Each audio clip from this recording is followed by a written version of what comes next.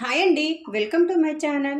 సులువుగా ఈజీగా టేస్టీగా కొత్తిమీర పచ్చడి ఎలా తయారు చేసుకోవాలో ఈరోజు మన వీడియోలో చూపించబోతున్నానండి. ఈ పచ్చడి వేడివేడి అన్నంలోనికి, ఇడ్లీలోనికి, చపాతీలోనికి, దోశలోనికి, మినపట్టులోనికి చాలా టేస్టీగా ఉండిద్దండి. కొత్తిమీర అనేది ఆరోగ్యానికి చాలా మంచిది.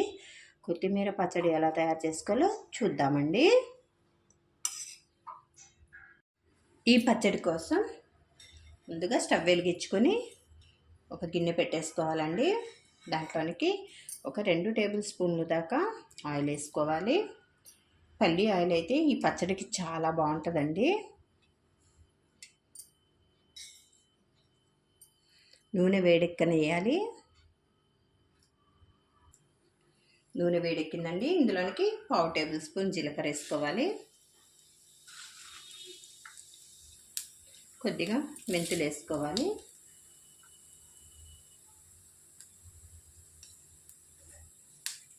ఇందులోనికి ఒక 2 టేబుల్ స్పూన్ల దాకా పల్లీలు వేసుకోవాలి.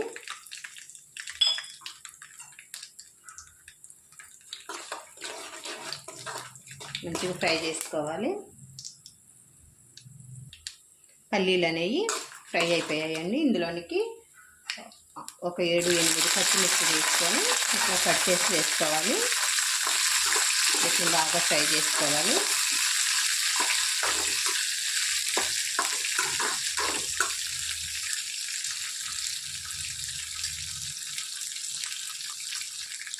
ఇందులోనికి కొద్దిగా చింతపండుని కూడా తీసుకొని వేసుకోవాలండి.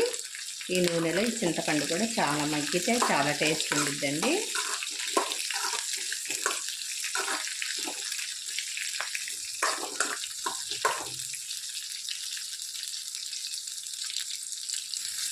ఇందులోనికి కొద్దిగా కరివేపాకు కూడా వేసుకోవాలి.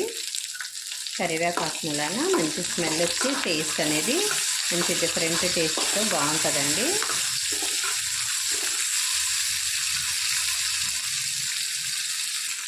ఇందులోనికి వెల్లుల్లిపాయలు కూడా వేసుకోవాలి. వెల్లుల్లిపాయలు కొద్దిగా మరిన్ని వేసుకుంటే చాలా టేస్ట్ ఉండిద్దండి పచ్చడి.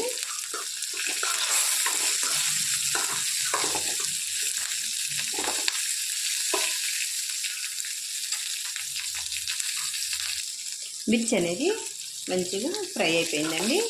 ఇప్పుడు వేరొక ప్లేట్లోనికి తీసుకొని చల్లార్చుకొని మిక్సీ పట్టుకోవాలి. రోట్లో దంచుకున్నా కూడా చాలా బాగుంటుందండి రోటి పచ్చడి.